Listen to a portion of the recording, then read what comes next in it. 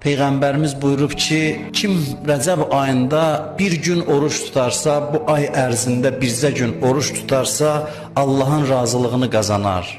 Bu balaca söz deyil. Allah bundan razı olar. Hədisdə də var, Allah kimdən razı olsa onu cənnətinə daxil eləyər. Allah tez razı olandır. Bir gün oruca razı olur. Ondan sonra buyurur, bununla da kifayətlənməz. Allahın qəzəbi ondan uzaqlaşar. Cəhənnəm qapılarından bir qapı onun üzünə bağlanar. Ondan sonra buyurur, İmam Musa Kazım əleyhissalam buyurur, kim 3 gün oruç tutsa, bu ayda cənnət ona vacib olar. Və dalıca da buyurur, Rəcəb cənnətdə olan bulaqlardan birinin adıdır.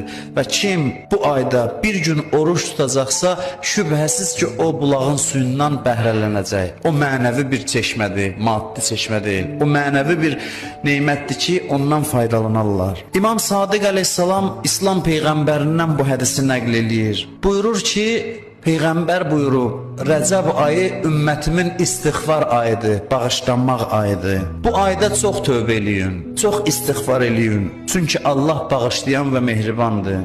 Hədis buyurur ki, necə görürsən bəzən yağış yağır, şiddətlə yağır. Buyurur, Rəcəb ayında Allahın rəhməti göydən yağış kimi yağar yerə. Ona görə də çox istiğfar eləyin. Sadə bir zikir var, mən sizə bunu deyim, bilənlər bilir, bilməyənlər də əzbər yadında saxlaya bilərlər. Məncə elə bir kəlmə desəm yadınızda qala bilər. Ay ərzində harda olursunuzsa olun bu zikri təkrar eləyə bilərsiniz. Yolda gedəndə, maşın sürə-sürə, hardasa oturanda insan bu zikri deyə bilər. Çox asan zikirdir. İki cümlədir, iki cümlə bir cümlədir. Əstəğfirullah və əsəluhu təvbə.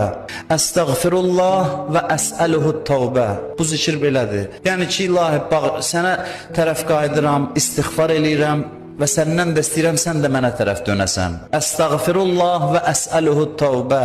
Gündə neçə dəfə bacarsınız, bu zikri təkrar deyin.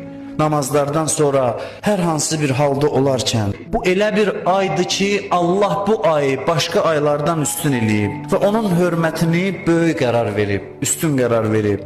Allah bu ayda oruç tutanları əzizləməyi özünə borc bilir. Buyurur ki, kim bu ayda mənim razılığım üçün oruç tutsa, mən də onu əziz eləyərəm, hörmət eləyərəm ona. Kim bu ayın axırından bir gün oruç tutsa, ölümün çətinliklərindən amanda qalar, rahat can verər. Ölüm çox çətindir bəzi adamlar üçün. Hədisdə var, mömin üçün bir gülü qoxlamaq, iyləmək kimidir. İstəyirsənsə ölüm rahat olsun, İmam buyurdu, Rəcəb ayının axırından bircə gün oruç tut. Amma bununla da kifayətlənmir.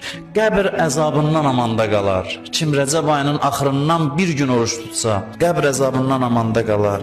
Kim Rəcəb ayının